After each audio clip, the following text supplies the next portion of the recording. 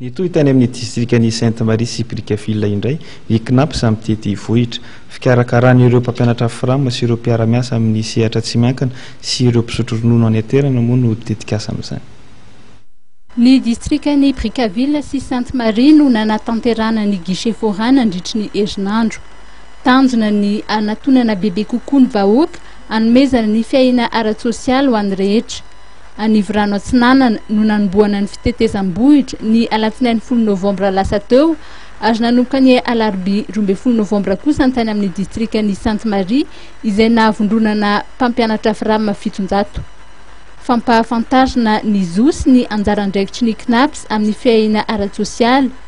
Niompana tamin'izay ny lahatenin'Andriamatoa Ravelson Georges Marie Audon izay filohan'ny filakevim-pitantanany ny tahiry-pirenena. Na aiza misy ny olona tsy maintsy hampafantarina azy inona ny zoany dia ahoana ny fomba azahoany izay zoany izay dia zay ny anjarandraiky sy CNAPS. Politika ankapobeny ny CNAPS dia le manatona ifotony, manatona le mpanjifa manana zo amin'ny fiaina ara-tsosialy. Nanotrona ny guichet forain teto Sainte Marie ireo manam-pahefana isa-tsokajiny, isan'izany ny lehiben'ny district Ramatoa Rakotonirina Ida izay nilaza fa tena mitsinjo ny any aoriana tokoa ny CNAPS.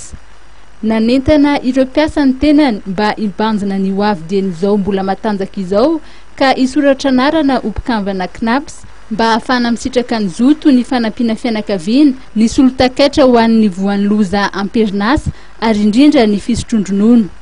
Nitarika ny délégation teto Anivorano Atsinanana kosa Ramatoa Ramparany Voangy lehibe ny masivon'ny CNAPS Tomasina izay nanambara fa tsy mpampianatra frama ihany no voakarakara fa noraisina an-tanana koa ny mpiasan'ny siramapa indray fisotrondronono. Ny safidiana manokana ny eto amin'ny faritra Anivorano Atsinanana no izy anivony zany amin'ireto commune valo manaraka ireto dia misy ny Razanaka, Fanasana, Andekaleka ary Lohariandava, misy ny Marseranana, Fetraomby, Anivorano Est ary Ambohimanana. Dia ny akamaroan'ireo mpampianatra frama ireo moa zany dia ny tapakandro maraina androany dia nandraisana an'ireto eto toerana sy izay tsy any anatin'iny ataontsika hoe axe ferroviaire iny. Tsy ny mpampianatra frama ihany nefa no tonga eto Anivorano Est amin'izao fa hatramin'ireo mpiasa rehetrarehetra tany amin'ny Sirama mbola tonga eto manontany ny fanazavana makasika indrindra ny zo amin'ny fisotrondronono. Tsy ny mpampianatra frama ihany no voahay ara-tsosialy fa ny mponina rehetra aty ambanivohitra lavitra aty ho ny ben'ny tanàna Anivorano Atsinanana.